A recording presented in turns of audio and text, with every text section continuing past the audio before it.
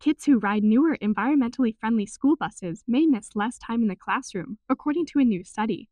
Researchers say cleaner buses could reduce students' exposure to high levels of diesel exhaust that may affect their health and lead to missed school.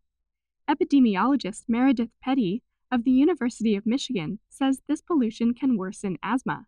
But air pollution can even affect those without asthma. So it's been linked to upper respiratory infections and pneumonia and other types of respiratory illnesses.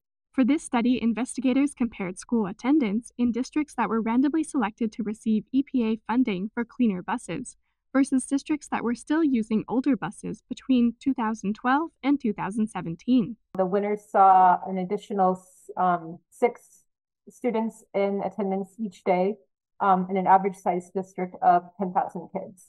And the results were even stronger when districts replaced buses built before 1990. Districts that replaced the oldest buses, so districts that replaced school buses that were older than a 1990 vehicle, saw improvements of 45 additional students attending school each day. The authors say if every U.S. school bus built before the year 2000 was replaced, it could lead to 1.3 million additional days of school attendance each year. Anything that we could do to get them off the road is going to impact kids beneficially.